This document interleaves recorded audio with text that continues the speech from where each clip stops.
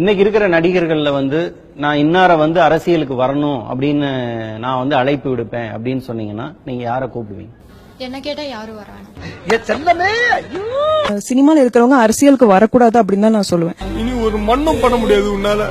யூத்துக்கு வழிவிடுங்க. சும்மா எப்ப பாரு இவங்களே வந்து பண்ணிட்டு இருந்தா எங்களை மாதிரி ஆளுங்களுக்கு நிறைய ஐடியா இருக்கு, நிறைய பாலிடிக்ஸ்ல எங்களுக்கு யோசனை இருக்கு. சோ எங்களை மாதிரி யங்ஸ்டர்ஸ் வரணும் தான் நான் ஃபீல் பண்றேன். இளைஞர் வந்தாதான் நாங்களாம் ஓட்டு போடுவோம், இல்லைன்னா எங்களுக்கு ஓட்டு போட இது இல்ல, ஆசை இல்லைங்கிறதுல ஓட்டு போடுவோம். புரட்சி தலைவர் வந்துட்டாயா, புரட்சி தலைவர் வந்துட்டாயா. எவ்வளவு பர்சனாலிட்டிஸ் ஃபேமஸா இருக்காங்க, அவங்களெல்லாம் இன்வைட் பண்ண மாட்டீங்க வரதுக்கு? மக்கள் மனசுல இவங்க தான் சீக்கிரமா ரீச் ஆயிடுறாங்க. சோ அதனாலதான் அந்த क्वेश्चन கேக்குறோம். இல்ல மாத்தி தான் யோசிங்களேன், ஏன் ஒரே ட்ராக்லயே மூவ் பண்றீங்க? மாத்தி யோசிங்க. நீ ஒரு புதுமை பண்ணு. சோஷியலா எவ்வளவு ரெஸ்பான்சிபிலிட்டி எடுத்தவங்களோ அவங்கள நம்ம எலெக்ட் பண்ணலாம். இனிமே எங்களை மாதிரி ஏமாறுறவங்களுக்கும் இந்த மாதிரி ஏமாத்துறவங்களுக்கும் இது ஒரு பாடமா இருக்கட்டும்.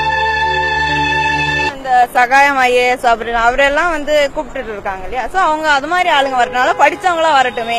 நம்ம சர்வீஸ்ல ஒரு நாளாவது படிச்ச சிஎம்மோட வேலை பார்ப்போம். எதுக்கு ஃபேமஸா இருக்கிற ஆளுங்களா நீங்க தேடிட்டு இருக்கீங்க? எங்க நெஞ்சில பாற வார்த்தை, இனி காத்து கருப்பு எதுவும் ஆண்டாது.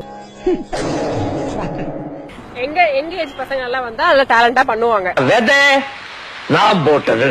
இப்ப நம்ம சகாயத்தை தைரியமும் இருக்கு, ஃபேஸ் வேலையும் இருக்கு. அதாவது எவ்வளவு பெரிய ஆளா இருந்தாலும் சரி பாரலாம் அப்படின்னு சொல்லி மோதி டைரக்டா அவரே இறங்கிடுவாரு. சினிமால இருந்து யாரும் வரக்கூடாது, அதான் உண்மை. வரக்கூடாது. ஆமா.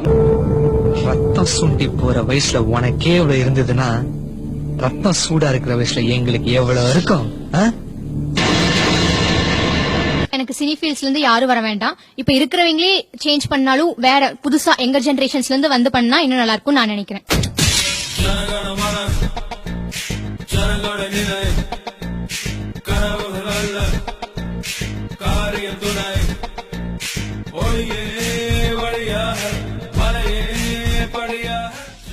இது முடிவில்ல, ஆரம்பம். எதிர்காலம் இளைஞர்கள் கையில. இனியொரு விதி செய்வோம், விதியினை மாற்றும் விதி செய்வோம்.